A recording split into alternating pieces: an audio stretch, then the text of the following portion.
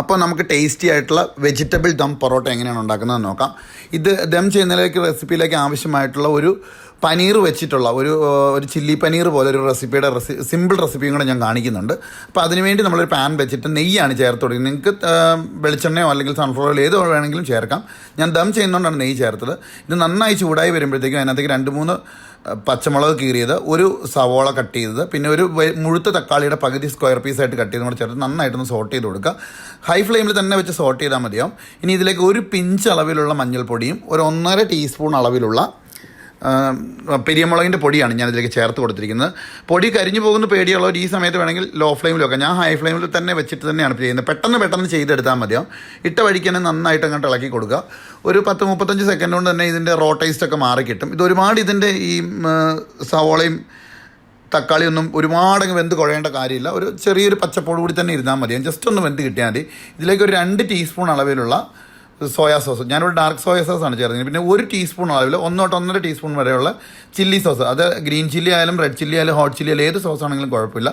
പിന്നെ അതുപോലെ തന്നെ ഒരു 2 ടീസ്പൂൺ അളവിലുള്ള ടൊമാറ്റോ കെച്ചപ്പോ ടൊമാറ്റോ സോസോ ചേർത്ത് കൊടുക്കുക. ഇതെല്ലാം കൂടെ ചേർത്തിട്ട് നന്നായിട്ട് മിക്സ് ചെയ്ത് കൊടുക്കുക.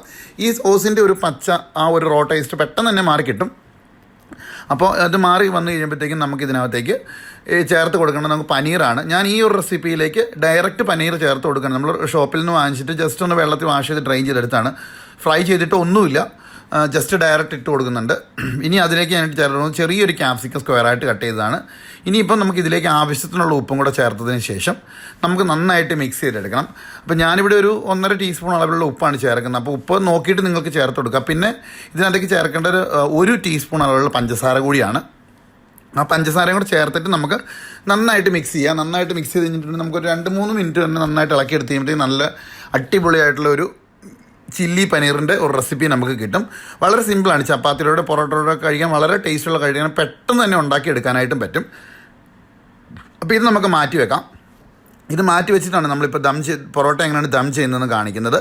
അപ്പോൾ ഇതിലേക്കുള്ള ബാക്കിയുള്ള റെസിപ്പികൾ നമ്മൾ ചേർക്കുന്നത് എല്ലാം കൂടെ കാണിച്ച് ഒരുപാട് ലെങ്ത് ആയി പോകും വീഡിയോ ഉണ്ടോ. ഈ ഒരു സിമ്പിൾ റെസിപ്പിയുടെ മാത്രമേ കാണിക്കുന്നുള്ളൂ. നമുക്ക് ദം ചെയ്യാനായിട്ട് ഞാനിവിടെ ഒരു മൺചട്ടിയാണ് എടുത്തിരിക്കുന്നത്.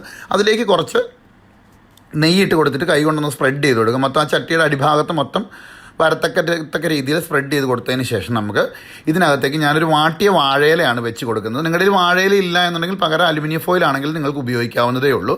വാഴയിലയിൽ നമ്മൾ ദം ചെയ്തെടുക്കുമ്പോൾ നല്ലൊരു പ്രത്യേക ഒരു വെറൈറ്റി, നല്ല ഒരു അടിപൊളി ടേസ്റ്റ് വരും. അപ്പോൾ ഇത് നമുക്ക് വെച്ച് കൊടുത്തതിന് ശേഷം നമുക്കിത് ലെയർ ചെയ്യാം. ദം ചെയ്യാനായിട്ട് ലെയർ ചെയ്തെടുക്കാം. നമുക്ക് ബിരിയാണിയൊക്കെ ദം ചെയ്യുന്നില്ല. ഞാൻ എൻ്റെ പൊറോട്ട റെഡിയാക്കി വെച്ചിട്ടുണ്ട്. പൊറോട്ടയുടെ റെസിപ്പി എല്ലാവർക്കും അറിയില്ല. ഞാൻ ആദ്യം ചേർത്ത് കൊടുക്കുന്നത് വെജിറ്റബിൾ കുറുമയാണ്. നല്ലൊരു വെജിറ്റബിൾ കുറുമയാണ്, തേങ്ങാപ്പാലൊക്കെ ഒഴിച്ചുണ്ടാക്കിയ വെജിറ്റബിൾ കുറുമയാണ്.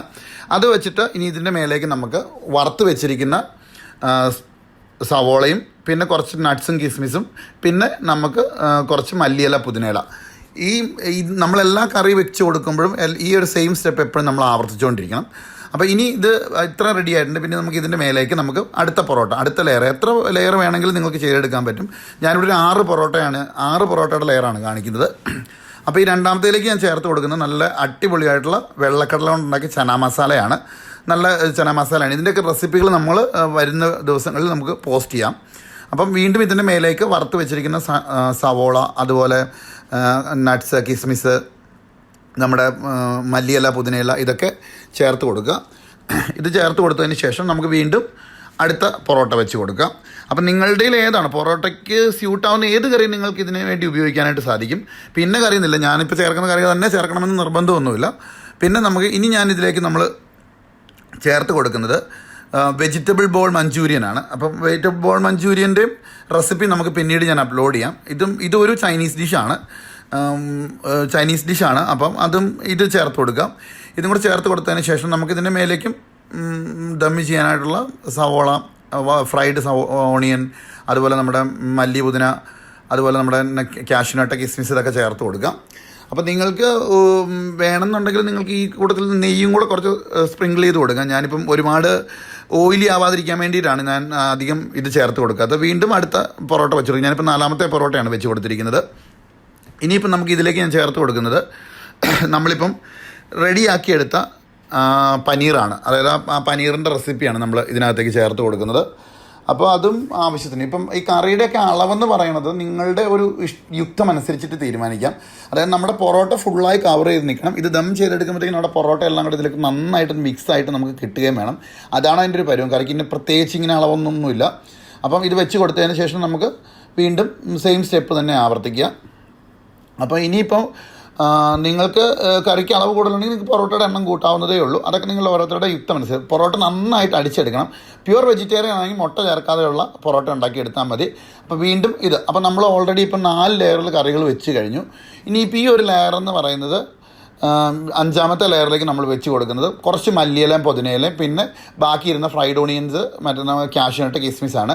ഈ ലെയറിലേക്ക് നമ്മൾ ഇത്രയും ചേർത്ത് കൊടുത്തതിന് ശേഷം നമുക്ക് കുറച്ച് നെയ്യ്, അപ്പം നെയ്ക്ക് അളവ് നിങ്ങൾക്ക് തീരുമാനിക്കും. ദം ചെയ്യുമ്പോൾ നെയ്യുടെ ഫ്ലേവർ ഫുള്ളായിട്ട് നമുക്ക് ഇറങ്ങി കിട്ടും. അത് ഞാനിവിടെ ഒരു ടേബിൾ സ്പൂൺ അളവിൽ ഉള്ള നെയ്യാണ് ഇവിടെ ചേർത്ത് കൊടുത്തിരിക്കുന്നത്.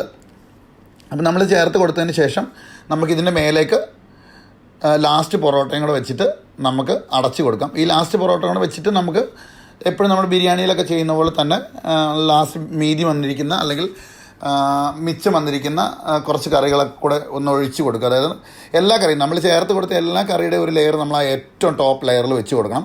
അപ്പോൾ നമ്മളിൽ എല്ലാ കറി ഇല്ലെങ്കിലും ഉള്ള കറികൾ വെച്ച് കൊടുക്കുക. എൻ്റെ ഇപ്പം നിലവിൽ ബോൾ മഞ്ചൂരിയൻ തീർന്നായിരുന്നു, വെജിറ്റബിൾ ബോൾ മഞ്ചൂരിയൻ. ബാക്കി 3 കറിയും കൂടെ വെച്ചതിന് ശേഷം നമുക്ക് ഇതിൻ്റെ മേലേക്കും ബാക്കി ഇരുന്ന ഫ്രൈഡ് ഓണിയന്, നമ്മുടെ മല്ലിയില പുതിനയില അതെല്ലാം കൂടെ നമ്മൾ ചേർത്ത് കൊടുത്തിട്ടുണ്ട്. അപ്പോൾ ഇതെല്ലാം കൂടെ ചേർത്ത് കൊടുത്തതിന് ശേഷം വേണം നമുക്ക് ഇത് നന്നായിട്ടിത് അടയ്ക്കണം. അതായത് നമ്മുടെ വാഴയില എല്ലാ സൈഡിൽ നിന്നും കൊണ്ടുവന്ന് വെച്ചിട്ട് നന്നായിട്ട് അതങ്ങ് അടച്ചു വെക്കുക.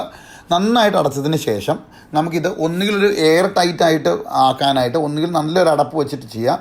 ഇപ്പം ഞാനിപ്പോൾ എന്തായാലും ഇതിലേക്ക് ഒരു അലുമിനിയം ഫോയിൽ 2 മടക്കിയെടുത്തതിന് ശേഷം നന്നായിട്ട് പൊതിഞ്ഞ് കൊടുക്കുന്നുണ്ട്. നമുക്ക് എയർ ഒട്ടും പോകാൻ പാടില്ല. നമ്മളിപ്പോൾ ഇതുവരെ നമ്മൾ ഈ ചട്ടി ചൂടാക്കിയിട്ടില്ല കേട്ടോ. നമ്മൾ വെറുതെ ചട്ടിയിലേക്കെല്ലാം റെഡിയാക്കി വെക്കുകയാണ് ചെയ്തത്. ഇതിന് ശേഷം നമുക്ക് ഇതിലേക്ക് തീ വെച്ച് കൊടുക്കുക. ഏറ്റവും ചെറിയ ഫ്ലെയിമിൽ, കാരണം ചട്ടി ആയതുകൊണ്ട് ഹൈ ഫ്ലെയിമിൽ വെച്ചിട്ടുണ്ടെങ്കിൽ അടിവശത്തെ പൊറോട്ട കരിഞ്ഞു പോകാനുള്ള ചാൻസ് ഉണ്ട്. ഏറ്റവും ലോ ഫ്ലെയിമിൽ ഒരു 15 മിനിറ്റ് തൊട്ട് 20 മിനിറ്റ് വരെ വെക്കുക. ഞാനൊരു അടപ്പും കൂടെ വെച്ച് അടച്ചിട്ടുണ്ടായിരുന്നു. അപ്പോൾ നന്നായിട്ട് ഇതിപ്പം വെച്ചതിന് ശേഷം നമുക്ക് ഒരു അരമണിക്കൂറോടെ കഴിഞ്ഞിട്ട് ഈ ദമ്മ് ചെയ്ത് 15 മിനിറ്റ് കഴിഞ്ഞിട്ട് അരമണിക്കൂറോടെ കഴിഞ്ഞിട്ട് തുറക്കുമ്പോൾ അതിൻ്റെ പെർഫെക്റ്റ് നല്ല പെർഫെക്റ്റ് ആ ഇലയൊക്കെ നന്നായിട്ട് വാടി ആ തുറക്കുമ്പോൾ തന്നെ ആ വാഴയിലയുടെയും നല്ല മല്ലിയിലയുടെയും പുതിനയിലയുടെ എല്ലാ സ്മെല്ല് വരുന്നുണ്ട്. നിങ്ങൾക്ക് തുറക്കുമ്പോൾ തന്നെ കണ്ടാൽ അറിയാം. അതായത് നമ്മുടെ ചിക്കനോ ബീഫോ ഇതൊന്നും ഉപയോഗിക്കുന്ന അടിപൊളിയായിട്ടുള്ള വെജിറ്റേറിയൻസിന് കഴിക്കാൻ പറ്റുന്ന ഒരു ദം പൊറോട്ടയാണ്. എല്ലാവരും ഇതൊന്ന് ട്രൈ ചെയ്ത് നോക്കണം. ഫീഡ്ബാക്ക് പറയാൻ മറക്കരുത്. വീണ്ടും നല്ലൊരു അടിപൊളി റെസിപ്പിയായിട്ട് നാളെ കാണാം. അതുവരെ എല്ലാവർക്കും നന്ദി, നമസ്കാരം, താങ്ക് യു. അപ്പോൾ എല്ലാവരും പരീക്ഷിച്ച് നോക്കാൻ മറക്കരുത്.